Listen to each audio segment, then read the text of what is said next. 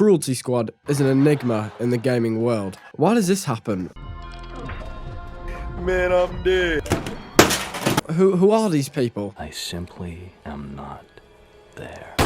What language is this?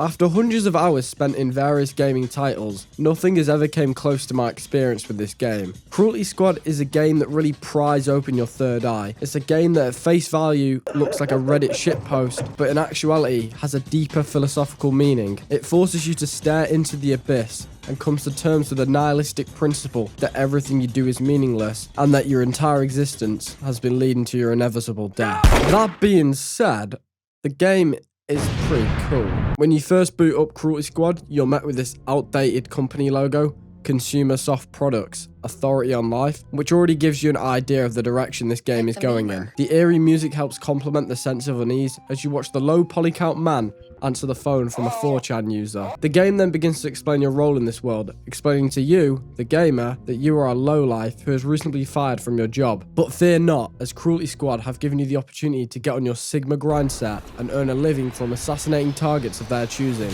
After this, we're met with the start menu of the game, showing us some sort of flesh-like creature with his brain blown out. I don't know why, Breaking Bad reference or something. I will say this though, before we move on, there is going to be a lot of things unanswered in this video. The game is so intricate and complex that it becomes a chore in itself to cover, so please bear with me. The first playable level is Cruelty Squad HQ. And like for all maps, the handler gives you key information to help you understand the lore. An oasis of love and friendship, or I guess some corporate propaganda about their own headquarters. You can't keep getting away with this! I don't want to dwell on this level too much as it's not really a level. Well, it is, but we'll talk about that later. At this point in the game, it's merely being a tutorial to help you understand some of the key game mechanics, such as this headache-inducing reload mechanic. Like what is this? Cruelty HQ is your first experience in the game world, however, in which it's clear from earlier on that maybe some of the characters are inspired by Birmingham residents when the clock strikes midnight. You know, if I ever see you on the streets, I'm gonna smash your head in, do you know that? If I ever see... Apart from that, cool fish tank Cruelty Squad, and I'm ready to get on my grind set. Pharmakinetics is the first level where the handler actually gives us direct instructions on what to do to receive that juicy paycheck. Sigismund of the pharmaceutical department has been embezzling company funds and using them to gamble with highly speculative biological currencies. This would already be bad enough to warrant his immediate liquidation, but he has also become increasingly deranged, flying into fits of rage, vomiting blood all over the office. In other words, bad business owner has been punting all of his money into the rare exotic fish market. No, I'm being serious, I shit you not, that is a real thing. Look, there's even a womb market. And it looks like it's on the uptrend. Look, it's a Roe v. Wade reference. In human terms, business owner has been pumping the shit out of Dogecoin, which my boss isn't very happy about. So anyway, we agreed to take on this job and spawn in staring at this large industrial building where the textures look like a shitty Gmod map. This is where the game excels though, as it gives you a feel for them late 90s and early 2000s retro 3D games, while at the same time giving no regards to actual presentation, making it look as shit and lazy as possible to the point where it's unironically good. For example, recently Culture Online has shifted towards this fourth wall breaking memes that in essence don't make much sense and are poorly crafted, also known as a shitpost. This new culture of lazy equal good is why personally I can appreciate the art style of this game, as it's so unique in comparison to today's standard for modern FPS games.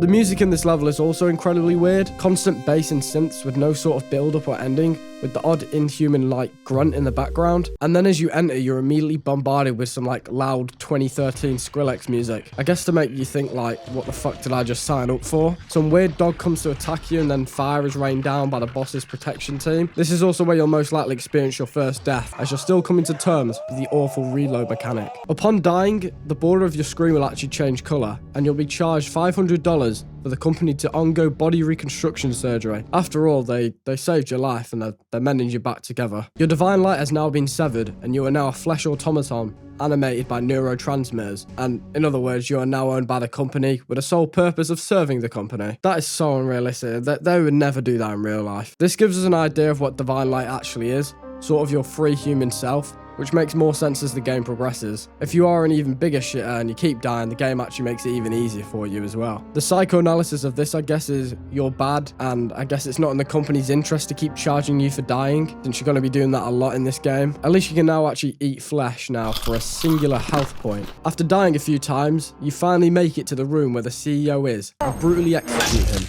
This is also the moment you realize you can pick up other guns and exit the level with them, so you can keep them in your weapon stash. Not only this, upon completing, you'll receive your first paycheck. Much like anyone who loves money, it's time to gamble it all away in the hope of that big win. The stock market is the biggest feature in Cruelty Squad, as getting the right calls can lead you to incredible wins. This is not just a game about killing people, it's also a game about the epic highs and lows of the organ market. Not only can you invest in human organs, which you can harvest from people you kill on the ground, you can invest in companies.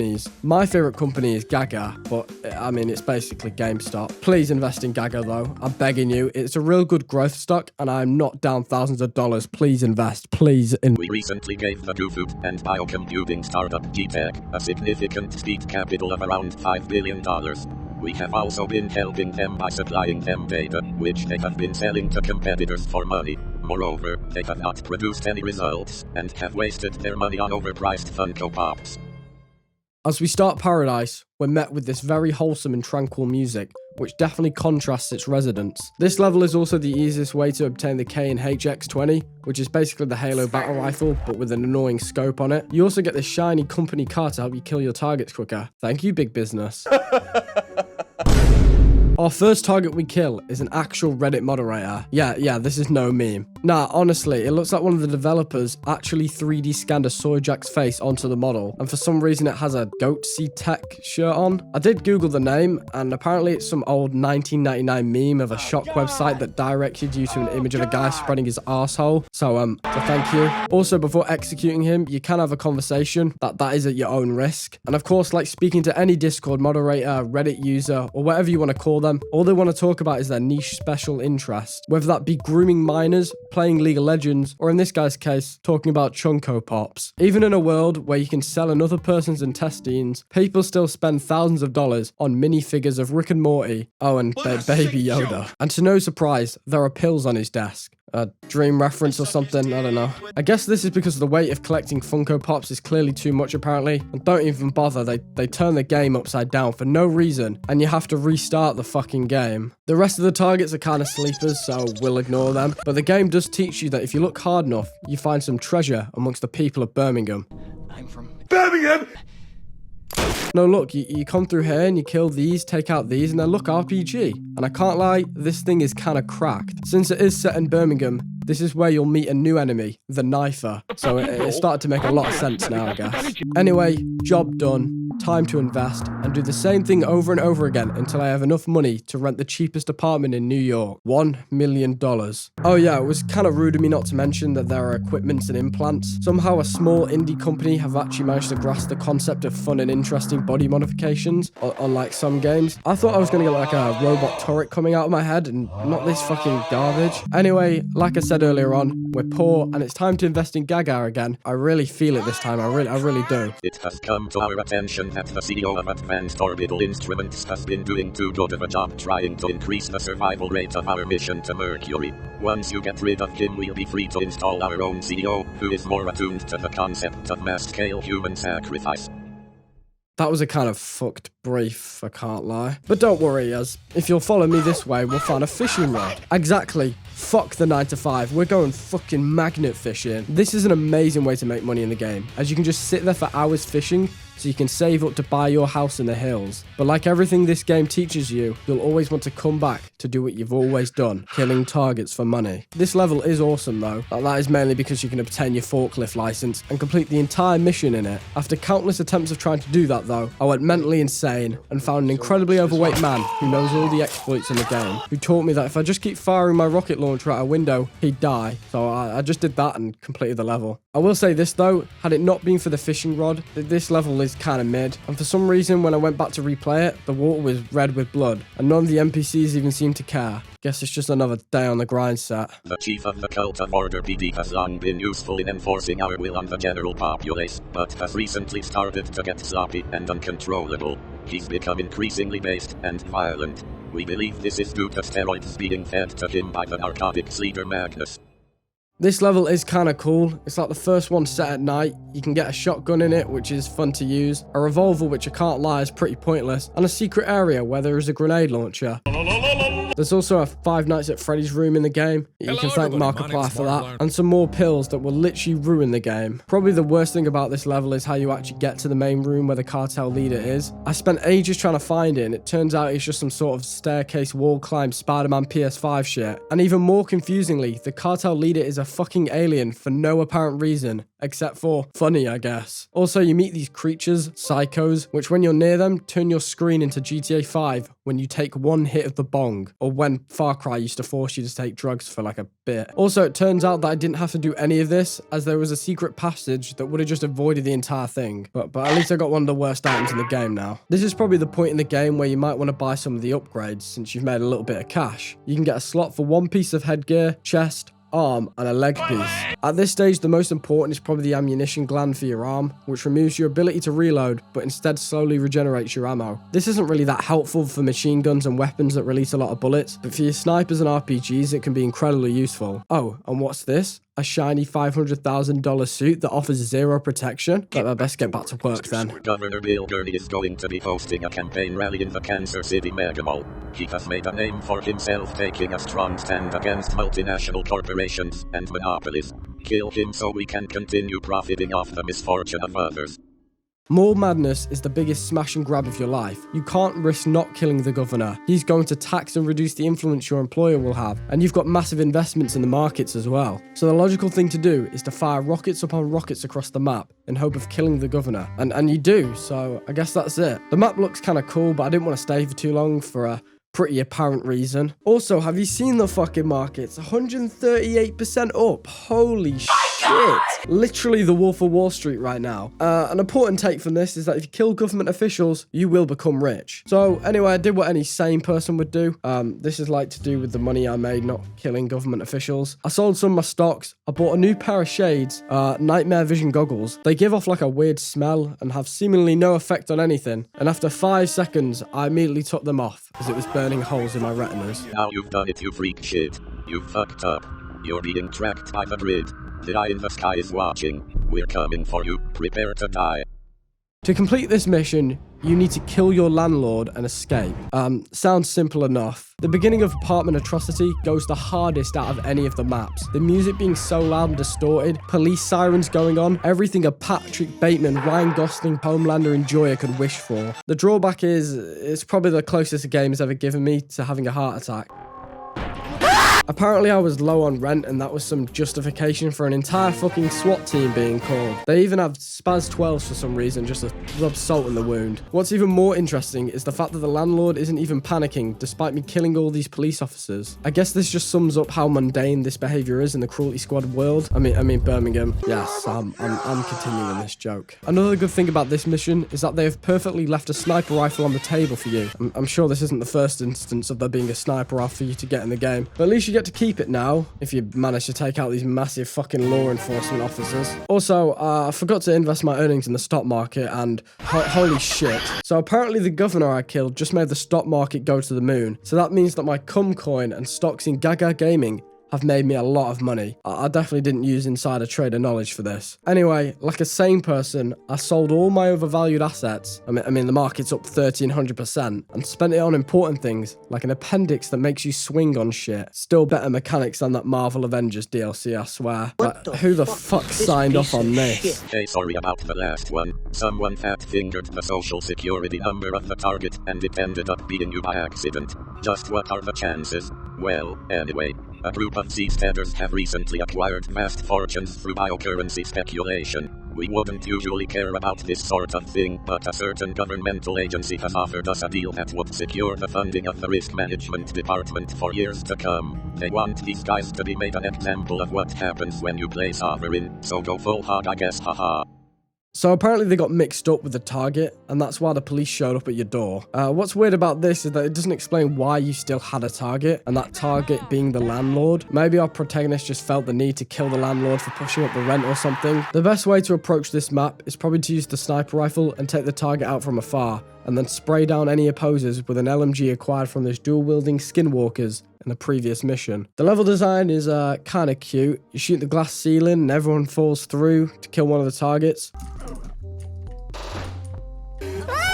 And the seagulls make noises, making you feel immersed. You really feel like you're on the sea. We're back with another episode of Before You Buy.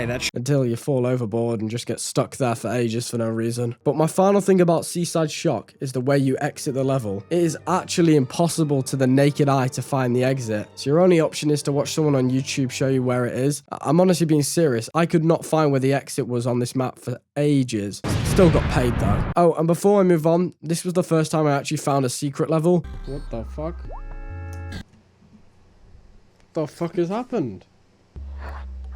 What the fuck have I just done? But we'll talk about that another time. We have finally discovered the base of the Eternal Swamp cult. They've been launching assaults against our fracking operations for months now, fucking up our profits. Go and kill the wild pig. Levels like this are the reason why the male suicide rate is so high. Have you ever played Dark Souls? More specifically, Dark Souls 1. Now there's a map called Blighttown, known for causing frame rate issues and ultimately being a horrible gaming experience. Now Cruelty Squad, being the edgy little game that it is, look, they said the word depression, they're so funny in 2016. Well, they decided to have a take on this with Bog Business. This is the most annoying experience I've ever had. Just constant poisoning or whatever toxic crisis is. Oh, no, never mind. I finished it. Yeah, when the market was just up, I just bought a load of enhancements like this cool suit that makes you unable to see anything and that swingy thing I mentioned earlier. So I pretty much made it too easy for myself. There was nothing appealing about this level. Swampy, boring, terrible sound effects, literally dull as fuck. I'm sure this was just thrown in to piss people off. The corporate archdemon has recently spent an evening at Fatberg Casino and managed to lose the entirety of her vacation bonus. She's been seething mad ever since then and wants revenge. If this was anyone else, we'd just laugh it off, but since it's her, we'll have to do something about it.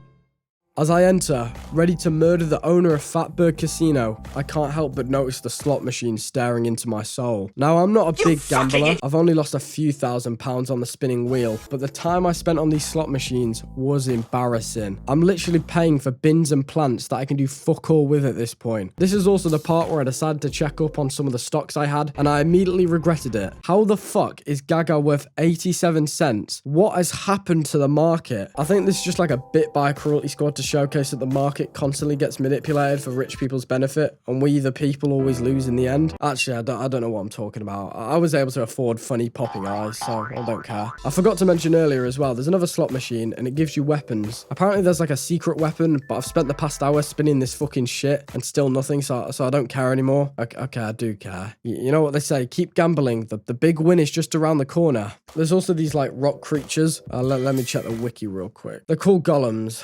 I fucking hate golems. The sole purpose is to literally drain all your ammo. Did you get it? It's like draining all my ammo. It's draining. This one did take me a while to do. I can't lie. So let's just cut all that like footage out and that. It's that time again. Elites from all over the world gather at the Rothenburg Fortress and wear their stupid leather suits and masks. Don't you think it would be really funny if you went there and killed them all? Just fucked them up completely. Imagine their faces behind those masks if you brought them by priest right in front of them. Oh my god, you should really do it, don't you think? I mean, why not? It would really make your day. They're automatons. They have no souls. Think about it.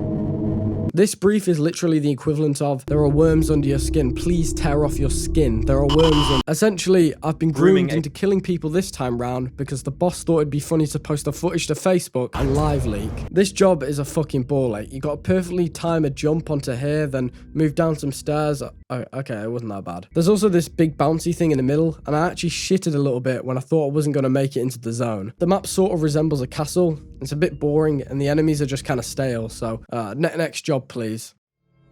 You have to return the force of Archons to Null. You have to eliminate the CADLs of Ohms. Exterminate the pests. Tear a hole in control. Fuck control. You can do this. You have rendered the wires in your head. Your control over destiny is absolute. You can overpower death. Life is meaningless. Look, they did it again. They made a reference. They said the word pain. I like Office. It's quite cool. There's a shitload of enemies here, including an entire floor that you just look at whilst you go up the elevator. It's like some proper Marvel-esque superhero comedy. TV just called me a dickhead again.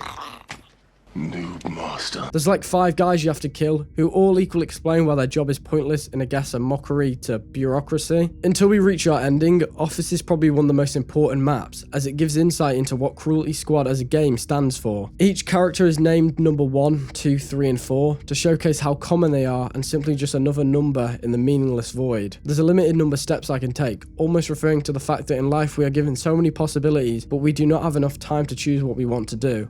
So going back and like to edit this, I probably wouldn't say that's what that means. I think what it actually means is that we're like constrained in life. So there's a limited number of things we can actually do because like we don't have power and things like that. We're just like meant to go down this path rather than there being so much possibility but not enough time. So just ignore that like brain rot statement.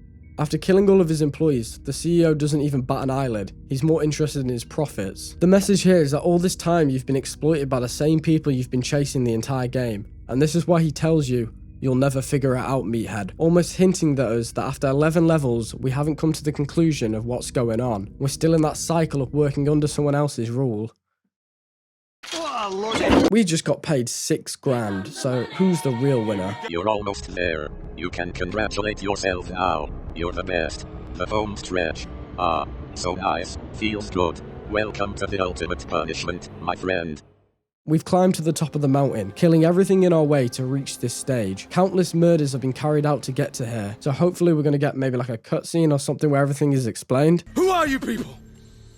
What do you want from me? Everyone around you seems to be going on about how the world's ending, yet no one seems to actually care. There's a room down to the side with a glowing orb, allowing you to get your divine light back, which I mentioned previously gives you the ability to go back and enter secret areas for weapons, upgrades, and even levels. The fact that this game is giving you the ability to enter this mode so freely now, without either not dying the entire game, or beating a level with the punishment mode on, signifies that this level breaks the system, almost as if to say that you should be treating this like a video game now, going back and completing Cruelty Squad 100%. When we move forward, we see a game on the side called Gabino's Quest, with like a shitpost on the front cover. So far, everything in the game has resembled some kind of building that served a purpose. In Idiot Party, it was a castle for businessmen to kick back and relax. In Office, it was an office. And in Apartment Atrocity, it was a tower block in South London. But Archon Grid doesn't even resemble anything to the real world, almost like it's its own entity, separate from the game. Also, Gabino himself is like a horrible enemy. They literally move at 3 frames per second and are totally unkillable. What the fuck am I... What the... And as we move forward, our final threat becomes the 3-headed boss, Abraxas, which was incredibly easy to kill and kind of underwhelming. I guess that kind of sums up Cruelty Squad. No matter how innovative some of the enemies are, it's almost bland because of how everything in the world is like that, as if to say there's no contrast. Hear me out, when in other games you get something wild happening, it drastically contrasts the setting and stands out, whether this be a terrorist organization taking over the city of New York, or some cartel members on a happy island in Far Cry 3. And it's not like I Just am fucking eat crazy. In Cruelty Squad, everything is so out of the ordinary that it comes to be expected. This isn't a bad thing, by the way, but please don't cry, please. The point is that by the time we come to this boss, we've already gone through some of the most random and outrageous shit to the point where we're unfazed by this enemy. This sort of applies to our own lives, and I don't want to go full boomer here. Look at the line from the book and look at the line for the free Wi-Fi. But things have become so normalized that we don't even bat an eyelid anymore. Isn't it crazy how 2 years ago we had a pandemic where the government almost had total control of our livelihoods, in control of where we could and couldn't go, curfews, mask mandates, etc. We're just so used to what we currently have to the point where we don't even question whether or not change needs to happen. Other key examples of this is like signing up for apps like TikTok. You get a big user agreement that everyone willingly accepts without reading, despite the fact that you are just signing a form that allows China to take all of your data. Linking back to the introductory scene, you can see someone getting brutally killed on the street, but no one seems to care, almost saying that this behavior has become somewhat normalized in this world. Once we kill this final boss, we now experience our first ending out of the 3 available. You continue to do everything you were told, continued to kill for money and save up for that house you dreamed of, but yet you were still left unsatisfied with your life, because at the end of the day, it all meant nothing. We're told that the world is our oyster, and sold the American dream that there is a large flat plane of opportunity, but yet we stick to one path and slowly go down it till we die. In Cruelty Squad, this is following orders for a paycheck, so we stick to that 10-year plan of retiring and buying a house. In real life, we're taught as children that we can be anything we want to when we grow up, but the reality for most of us is that by the time we're 16, our future is already set in stone. Go to school, get grades, go to a high level of education, get more grades, until we have a job, and then we retire and die. As someone who is a university student, this is incredibly relatable. I've been told all my life that I need to get a certain grade so I can do this, achieve that, and eventually go to university, then work a 9 to 5 for the rest of my life. And even if you grew up in a family promoting you to go to work as soon as you leave school, what options does that leave you with? The same 9 to 5 labour until you eventually pass. The education system doesn't want you to break this cycle either. Open your phone and look online and see the variety of young people making money through online means. It doesn't benefit the government or many large corporations if we stray away from the norm, climb outside the box they've put us in, and try to break away from this never-ending loop. This is essentially to me what this ending of Cruelty Squad means. In life, we've understood forgiveness, compassion, and all these qualities to become a good human, but we're still left unsatisfied with the opportunities we didn't have to pursue in our own lives. We sadly lack the knowledge and understanding of life, which leads us to being trapped in this ongoing cycle forever, being exploited by those with more power than us. Until we realise how to break the system and rise above it, we will constantly be trapped in the state of doing the same thing day in and day out, and being told what to do by people who hold more authority. In Zuma speak, this is the wagey ending of the game, continually going back to doing what you've always done, grinding and working towards that pointless dream. That's why this level allows us to get the divine light, allowing us to go back and continue grinding to either break the cycle or become the rich CEO in charge. On the first level, Cruelty Squad HQ, there is a door which is unavailable. The door is only able to be opened when you're in Hope Eradicated mode. You can enter this mode by getting into a secret area in the map and changing your screen resolution or using the Holy Scope. This is available to you at the very start of the game, but even to get up in that place you do need some mods, so I guess you are required to make some sort of money before you attempt it. Hope Eradicated makes the game even more difficult, also allowing a different grading system on the menu screen for missions. This is the only way to my knowledge of opening that door to the final level. I also had to go back into another level now that I was in this mode so I could activate some death thing that makes these purple flying things unable to kill me. Makes sense? Right, good. The boss in the HQ has so much HP that I literally had to go into another level again, find a secret weapon and spam left click on him while he was down just to complete the mission. To talk about a Sigma grind set. Once he is killed, what's commonly known in the community as ending 2 begins to play out. The first ending is all about continuing as a wage slave in society. Even though you may have lived the good life, understood the laws of forgiveness and everything it is to be human, you still haven't broken free and woken up. It's like this little thing says, wake up sheeple, as you change your screen resolution, almost like your entire view on the world, to allow you to grab hold of that orb and go down a different life and see a new perspective.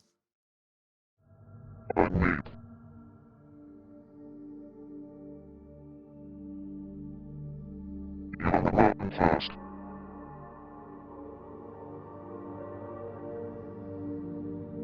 You overflow with boundless power.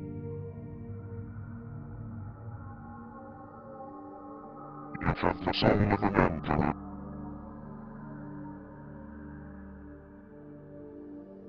Sacrificial hero, blessed by primordial blood. The ending here means that you've reached the top, broken from your shackles, but in turn, what have you become? You've become everything that has torn you down in your pathetic life. You're now a rotten husk with boundless power, with the soul of an emperor. You laugh and smile while the rest live their life in hell. The alternative to life of captivity and exploitation is to become the exploiter, set goals, a 10-year plan, buy that $1 million house, and wake up early, the CEO mindset. As dark as this may be, our societal construct binds us to either be at the top or at the bottom. For your entire life, you'll either be in debt to the establishment or be lucky enough to be that 0.1% in power. The only choice you have is to wake up early, get that CEO mindset, and throw away any morality that makes you human. So we follow this path of destruction. We buy our house and retire, but we can't help but go back to what makes sense to us, killing targets. I go back and use what I've learned in the final level, that this is a video game and it's time to finish off the game, going through every secret level, completing that, finding more weapons, earning more money, using more abilities. We finish all the side levels and we unlock Trauma Loop, Cruelty Squad's final test.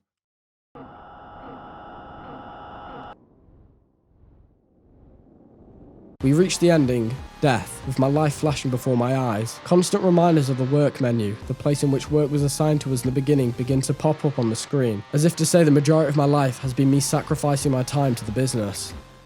A point in the horizon, a melting scene from your childhood. Your mortality is showing. A frantic drift towards nothing. Biology doomed to an infinite recursive loop. Teeth with teeth with teeth. Take a bite. Serene scent of a coastal town. Warmth of the sun. Bitter tears. Lust for power. This is where you abandoned your dreams. You are a high net worth individual. An expanding vortex of pathetic trauma. Finally a beautiful fucking nerve vape. A pure soul is born, its neurotransactions stutter into being. 3058375093750935 operations per nanoc. Beauty eludes your porous mind. The value of life is negative. The balance of being is rotated by 38 degrees. The surface is full of cracks. A turgid light shines through. Fleshy primordial bodies sluggishly roll down the slope. Only you slide upwards, with a celestial step. You become beautified, a saintly figure. Your pristine idiocy reveals a safe path through the impenetrable fog of life. Your dull sword cuts through the weak tendons and membranes of the garden of corruption. Sit on the throne of contentment and ferment. Inspect the eternal blue skies of your kingdom. You come to a realization. You pick up an onion and begin peeling.